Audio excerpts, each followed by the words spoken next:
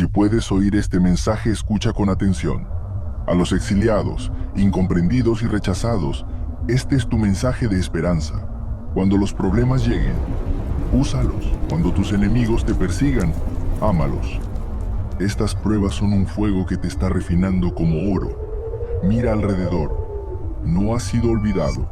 No estás solo. Desafía lo que se espera de ti. Este mundo no es tu hogar. Tú eres.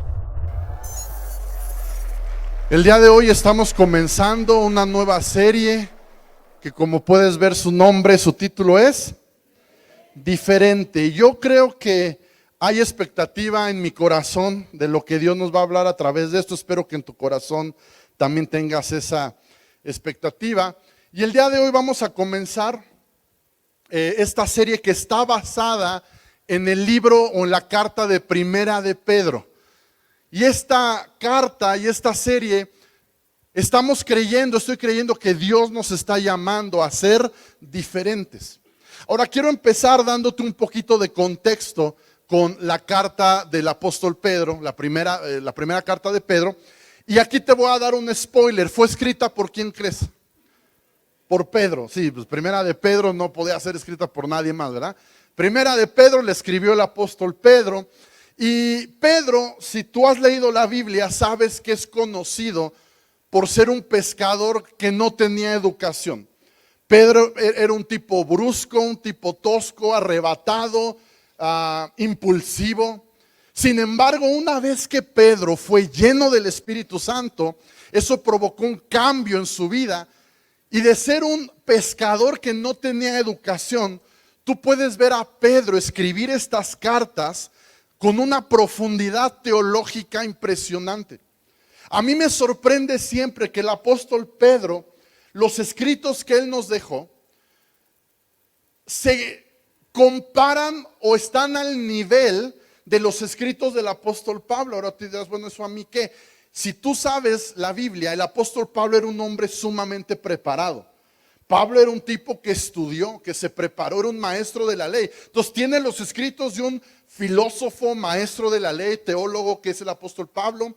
Y luego tiene los escritos de un pescador que no fue a la escuela, que con trabajo sabía leer y escribir.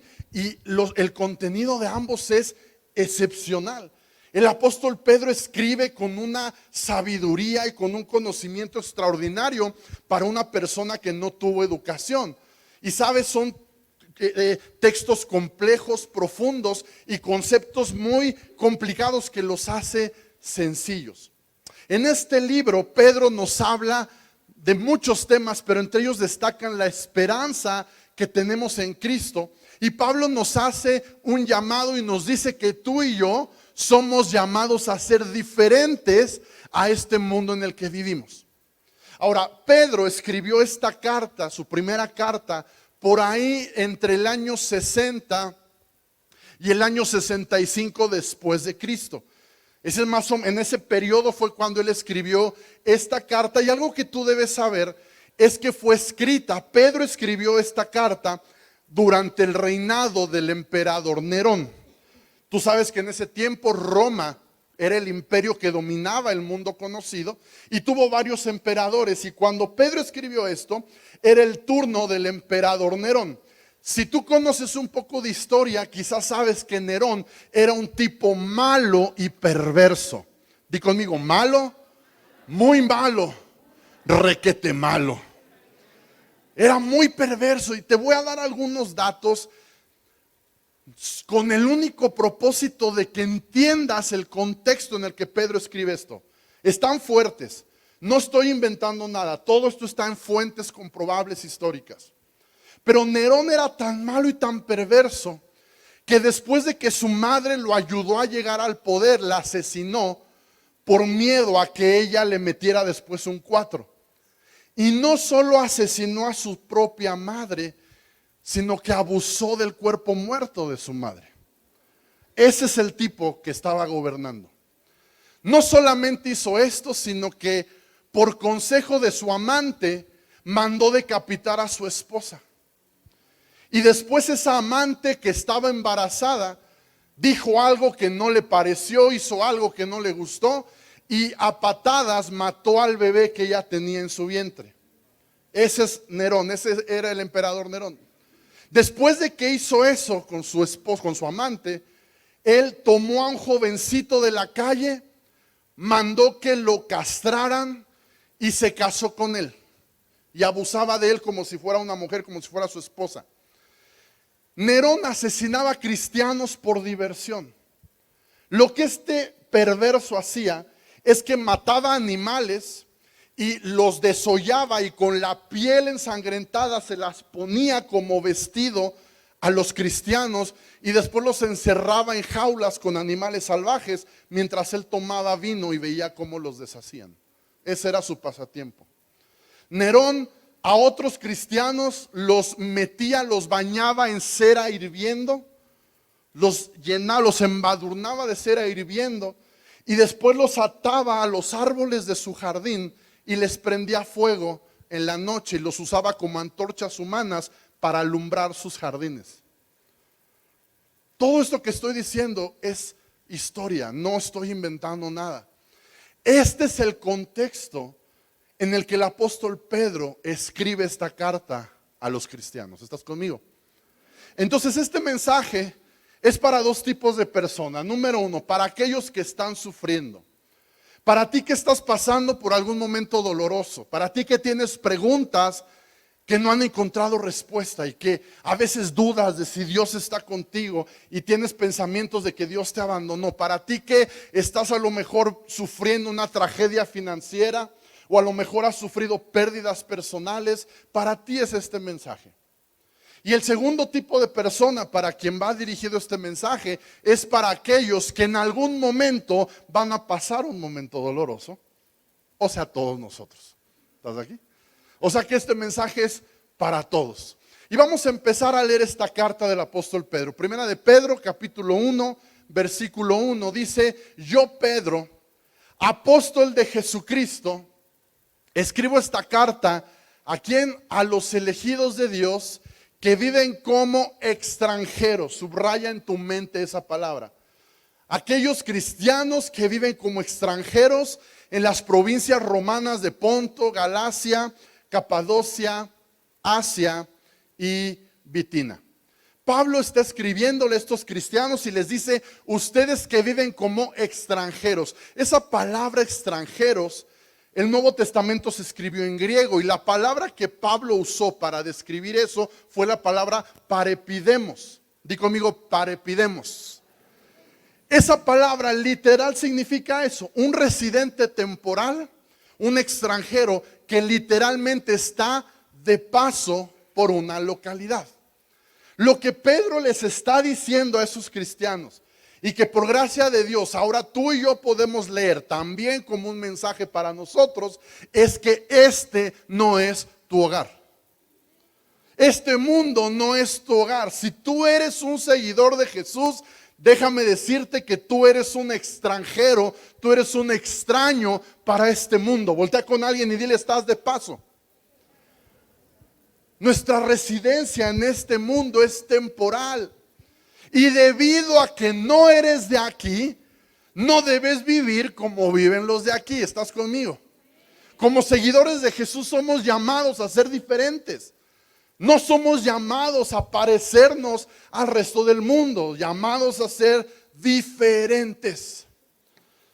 Hace un par de semanas, el lunes después de Indeleble, fuimos con el pastor Adrián Intrieri de Argentina a Teotihuacán. Quería conocer Teotihuacán. Y fuimos y yo dije: bueno, estamos muy cansados, pero aprovechamos para recargar energía. Tú sabes todo lo que se dice de Teotihuacán, ¿verdad? Dije, es un buen plan para un lunes. Entonces fuimos y fue increíble. Yo nunca había ido a Teotihuacán, puedes creerlo. Entonces conocimos las pirámides y llevamos al profesor Hugo de la escuela, que nos dio una explicación maravillosa de todo lo que sucede. Pero algo que noté mientras estábamos comprando recuerditos, aquí traigo un recuerdito, mire, mi pulserita de jade, no, ¿cómo se llama? No es jade, obsidiana, eso.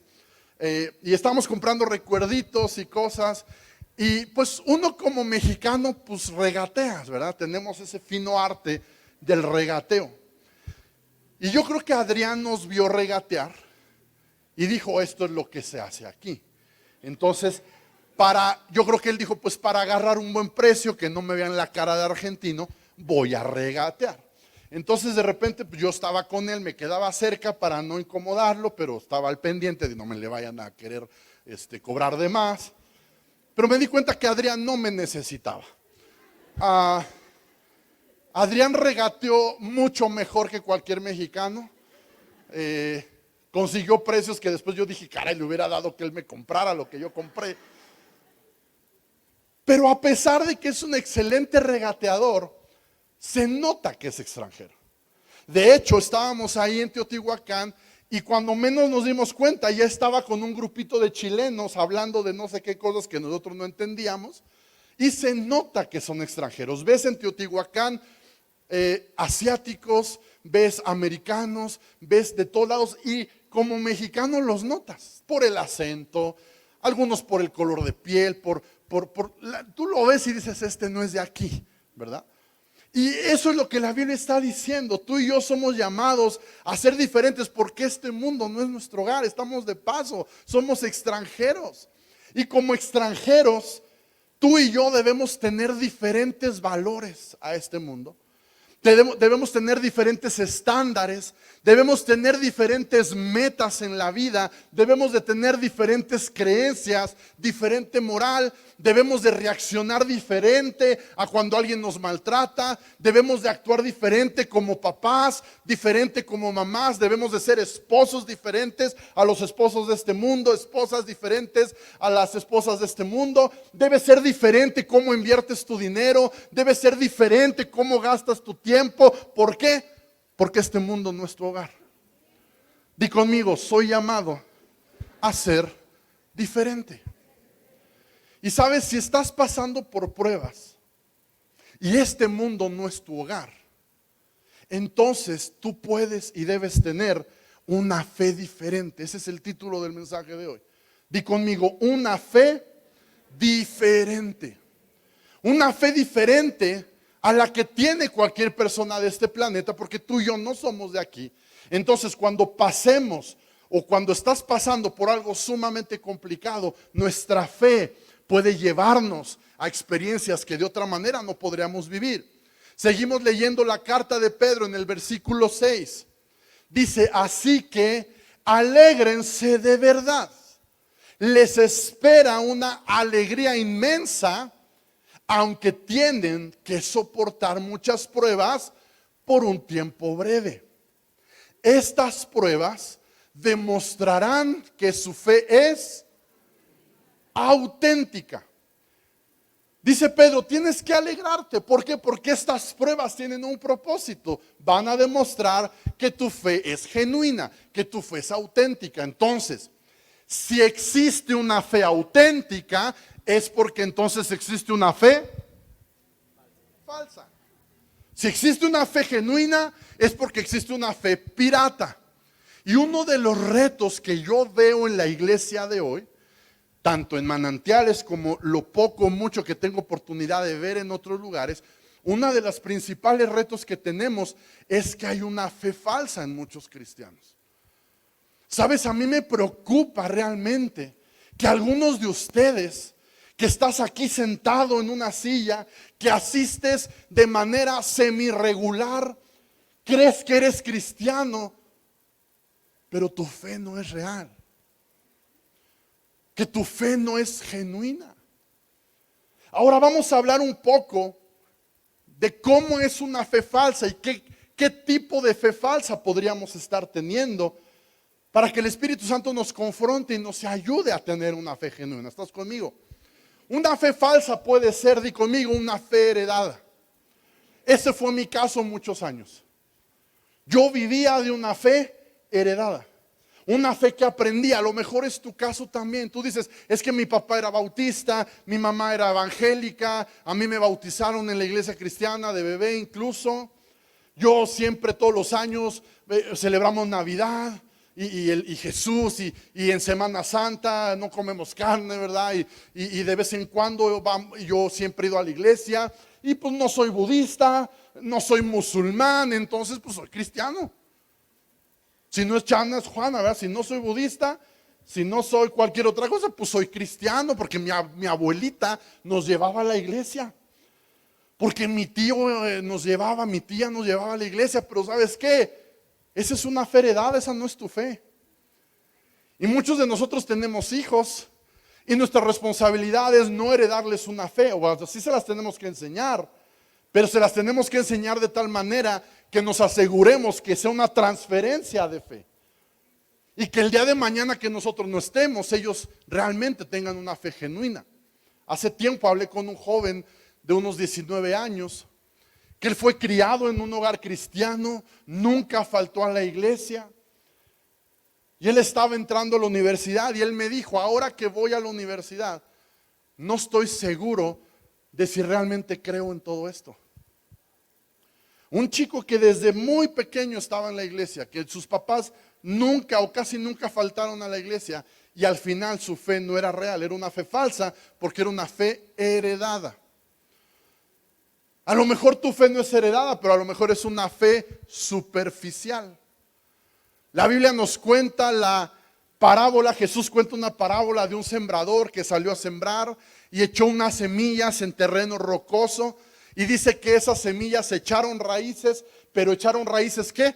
Poco profundas. Y dice que las preocupaciones de la vida, el engaño de las riquezas mataron ese brote. ¿Por qué? Porque no tenía raíces profundas. Escúchame bien, algunos de ustedes, hoy estás aquí, estás feliz, estás emocionado, estás disfrutando. Algunos de ustedes en 6 meses ya no vas a estar aquí. Y no hablo de que te vas a ir al cielo, no, simplemente vas a dejar de venir a la iglesia. Esa es la realidad, Javier, ¿cierto o no? ¿Cuántas personas que hoy están aquí sentados y estás siendo parte de lo que Dios está haciendo aquí en 6 meses? Quizás ya no vas a estar. ¿Por qué? Porque no tienes raíces profundas. Nunca había estado tan callado aquí, Manantiales. Pero necesitamos hablar de estos temas, iglesia.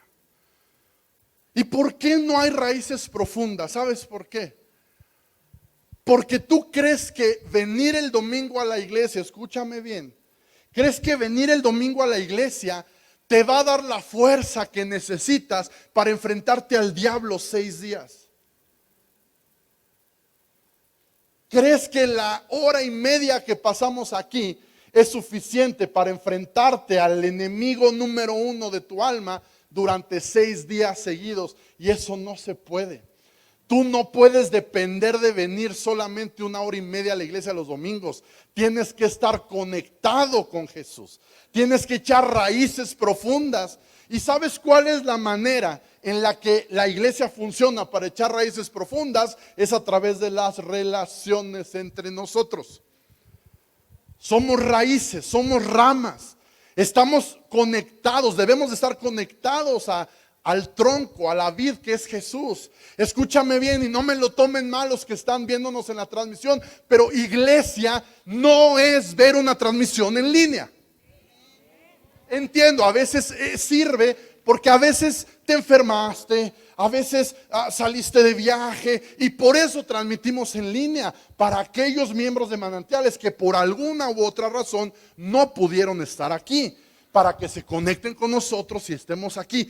Pero si tú solo te congregas en línea, mi amigo, eso no es la iglesia. La iglesia no es una transmisión en línea.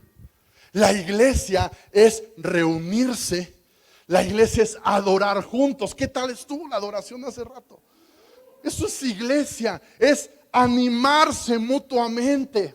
Es sostenerse cuando uno está débil y el otro está fuerte, lo sostiene, lo anima. Eso, mi amigo, es lo que te permite aguantar 7 días luchando con el enemigo. Si tú solo estás conectado el domingo y ahí en toda tu semana no tienes comunión con Jesús por medio de la iglesia, tu fe se está haciendo superficial. Y cuando vengan los problemas, simplemente se va a evidenciar que tu fe no es auténtica. Después, si tu fe no es heredada, no es superficial, quizás tu problema es que tu fe es condicionada. ¿Cómo es una fe condicionada? Yo seguiré creyendo mientras las cosas salgan como yo quiero. Mientras las cosas fluyen bien, yo creo. Mientras todo va bien, yo creo. Pero que no se me complique algo, porque entonces mi fe empieza a debilitarse, empieza a tambalearse. Alguien me decía, es que mi esposa me dejó, estoy batallando financieramente, ¿cómo puedo creer en Dios así? Lo único que eso demuestra es que es una fe condicionada. Ahora, ya sea que tengas una fe heredada, ya sea que tengas una fe superficial o condicionada, escúchame, no estoy juzgando a nadie. Dios te trajo aquí para cambiar eso. Dios te está hablando para que hagas lo que corresponde y que tengas una fe genuina aún en las pruebas. ¿Cómo usa Dios las pruebas? Número 1, las pruebas revelan tu fe. En 1 de Pedro 1:7 leíamos, el apóstol Pedro dice, estas pruebas demostrarán que su fe es auténtica. Entonces las pruebas, mi amigo, revelan si tu fe es superficial, heredada, condicionada o es una fe genuina que se mantiene a pesar de las pruebas. Escúchame bien, una fe que ha sido probada es una fe en la que se puede confiar. Lo voy a volver a decir, una fe que ha sido probada es una fe en la que se puede confiar. Y esto lo vemos precisamente en la vida del apóstol Pedro. Vamos 25 años atrás en la vida de Pedro, en uno de sus momentos con Jesús. En Lucas 22, versículo 31, Jesús le dice a Pedro, fíjate bien, Simón, porque antes de llamarse Pedro se llamaba Simón. Simón, fíjate qué palabras. Satanás ha pedido zarandearlos a cada uno de ustedes como si fueran trigo. Me recuerda al libro de Job. ¿Alguien está acá? Cuando Satanás va con Dios y le pide permiso para zarandear a Job. Y lo más sorprendente es que Dios le dice, ¿qué? Dale. Lo mismo está pasando aquí, Simón. Satanás ha pedido para zarandearlos, incluyéndote a ti. Y luego, ¿qué le dice Jesús? Hermoso Jesús le dice, pero yo he rogado en oración por ti, Simón. Jesús orando por mí, qué increíble. He estado orando por ti para que no te zarandee, mi Pedrito chulo.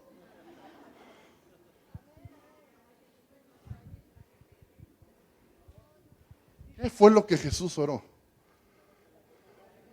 Pedro, yo he estado orando por ti, no para que no te zarandee, mi hijo. Te va a zarandear. Pero mi oración es que tu fe no falle. Que esta prueba que vas a pasar, Pedro, demuestre que tu fe es real. De modo que cuando te arrepientas y vuelvas a mí, fortalezcas a tus hermanos. ¿Sabes? Es increíble, porque sacudidas va a haber. Jesús pide a Dios no para que el enemigo no te sacuda, pide para que tu fe no falle. Porque problemas va a haber, dificultades va a haber. Y la oración de Jesús es que tu fe no falle, Pedro. Mi oración es que demuestres que realmente tu fe es genuina. Y es que volviendo a los primeros años de Pedro, dijimos que era impulsivo, engreído, inconsistente, arrebatado. Y en esos días una de sus mayores pruebas fue que después de decirle a Jesús, Jesús, aunque todos te abandonen, yo nunca te abandonaré. ¿Recuerdas? ¿Has leído esa parte? No, Jesús, mira, yo no te prometo nada de Juan. A mí se me hace que el Juan sí se raja. Pero en mí sí puedes confiar, Jesús. Aunque todos estos te abandonen, yo nunca te voy a abandonar. Y unas horas después, confrontado por una mujer, niega a Jesús 3 veces. Y conocemos la historia. Él, cuando se dio cuenta de lo que hizo, ¿cómo es posible que estaba yo diciéndole a mi amigo, nunca te voy a abandonar? Y al ratito estoy aquí diciendo que ni lo conozco para salvar el pellejo. 3 veces lo negó. Pero ¿qué pasó con Pedro y esas pruebas que él vivió? Años después vemos a un Pedro fiel a Jesús, vemos a un Pedro devoto a Jesús, paciente, firme. El día de Pentecostés, cuando el Espíritu Santo desciende sobre los discípulos, Pedro es el predicador invitado, ¿verdad? Ese día, Pedro se sube, predica. 3,000 personas deciden bautizarse y seguir a Jesús. Pedro se convierte en un hombre dispuesto a morir por su fe en Jesús. ¿Por qué? Porque una fe que ha sido probada es una fe en la que puedes confiar. ¿Cómo sé que puedo confiar en lo que Pedro está diciendo? Porque su fe fue probada incluso con su propia vida. Yo puedo saber que la fe de Pedro, que lo que Pedro me está diciendo, vale la pena seguirlo porque es una fe probada. Por eso dicen que no es tan importante empezar bien, sino terminar bien. Esto aplica para escuela, negocios, matrimonio, ministerios. Muchos empezamos bien, con todo el ímpetu y con todo el esfuerzo, y nos vamos desinflando y después terminamos mal y alejados de Dios. Nuestra fe tiene que ser probada. Santiago 1, versículo 2. Dice: hermanos míos, considérense muy dichosos cuando tengan que enfrentarse con diversas pruebas. Tienes que considerarlo una dicha, pues ya saben que la prueba de su fe produce perseverancia. ¿Recuerdas que hablamos hace una semana de la determinación de León? ¿Sabes por qué León es tan determinado? Porque ha probado su valor, ha probado su fuerza y sabe, ha aprendido que puede. Pero ha aprendido que puede a base de enfrentamientos, luchas, batallas, peligro. Pero él sabe y entonces es determinado. Ya no se raja. Muchos de nosotros no tenemos la determinación de León porque nuestra fe no ha sido probada. Porque cuando la fe se prueba, produce perseverancia. Y la perseverancia debe llevar a feliz término la obra para que sean perfectos e íntegros sin que nada les falte. Escúchame bien. Si tú estás destrozado por el dolor, si tú estás desesperado por lo que estás viviendo, yo te prometo que hay un propósito en tu dolor. Dicen en Celebremos: Dios nunca desperdicia una herida. Y yo lo creo. Lo único que tienes que entender es que ese dolor no es infligido por Dios, pero Dios ocupa ese dolor para revelar qué clase de fe tienes. Y número 2, las pruebas te acercan a Dios.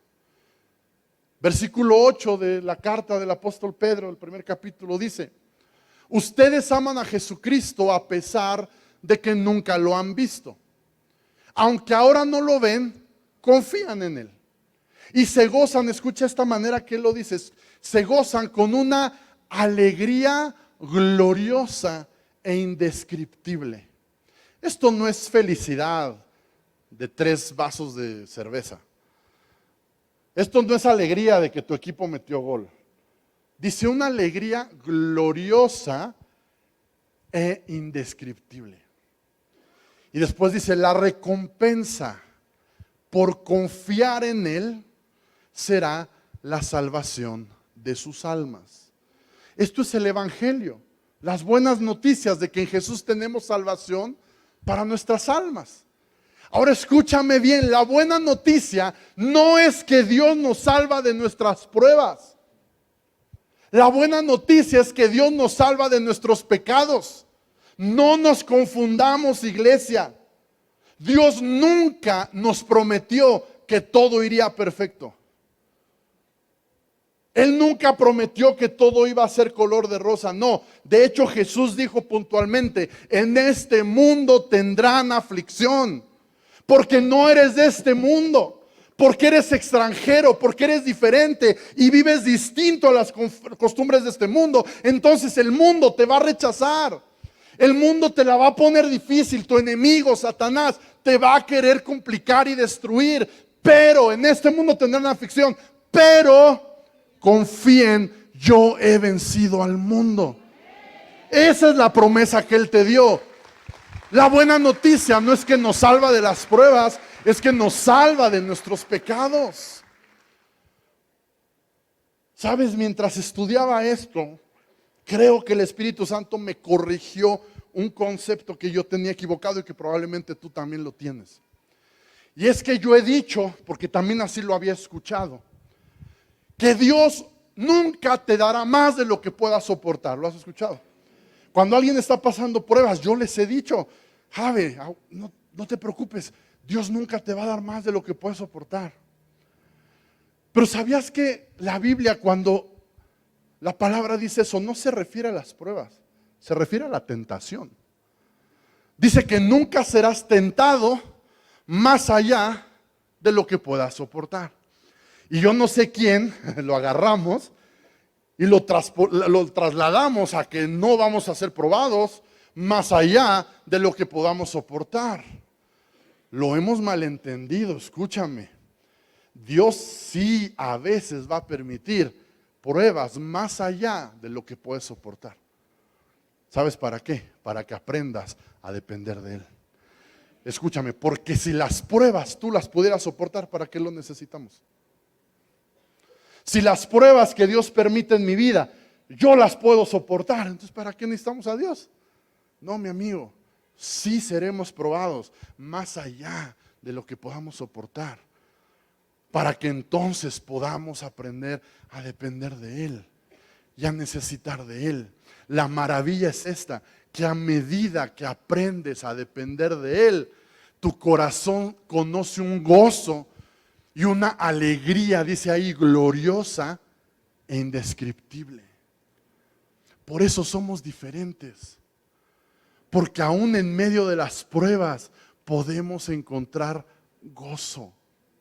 Podemos encontrar una alegría gloriosa e indescriptible. Porque sabemos que estas pruebas son temporales, así como yo soy temporal en esta tierra.